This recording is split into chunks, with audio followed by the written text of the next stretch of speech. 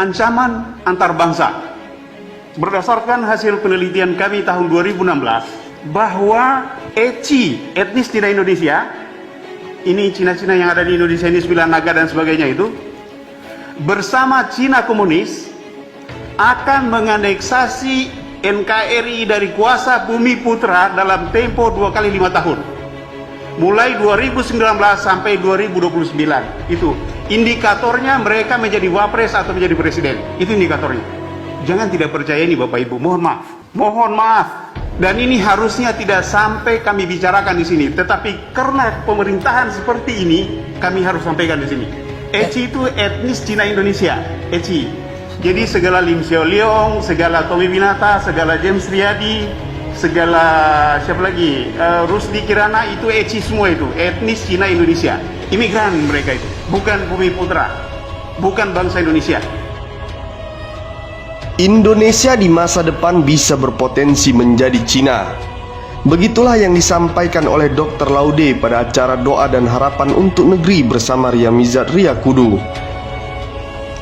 Ungkapan tersebut bukan untuk diartikan secara harfiah yang artinya Indonesia bakal jadi satu dengan Cina. Namun secara tersirat, ya, perlahan tapi pasti orang-orang Tiongkok akan menguasai banyak hal penting di sini.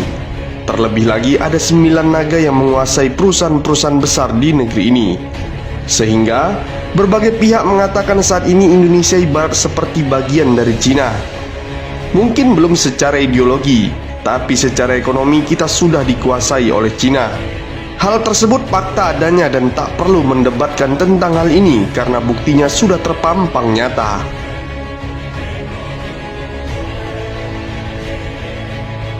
Saat ini siapa sih yang menguasai pasar-pasar dan ekonomi menengah ke bawah atau ke atas? Pastilah warga keturunan Tionghoa. Kalau tidak percaya, silakan lihat sendiri. Di tingkat tertinggi misalnya pada pabrik-pabrik besar yang ada di berbagai negeri ini, pasti akan ditemui sosok warga keturunan Tionghoa yang biasanya jadi owner dan CEO-nya. Hal ini tidak salah karena untuk meraih semua itu mereka memang melakukan usaha yang hebat.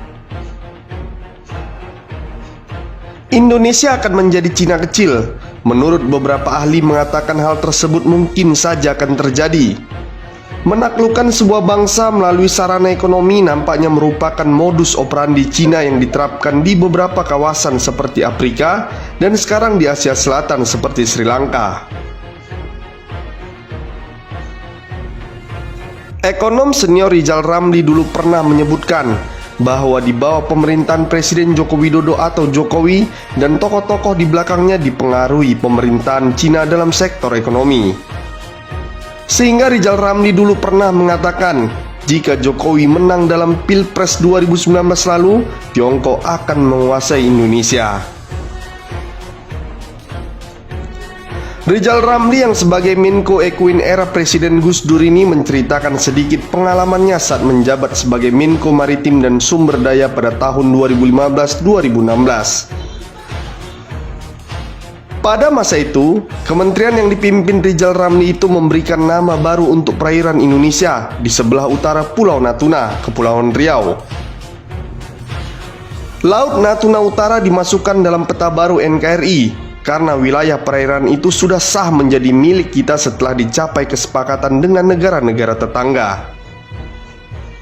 Tetapi Rizal Ramli mengatakan saat itu ada anggota kabinet yang keberatan karena mempertimbangkan keberatan Cina.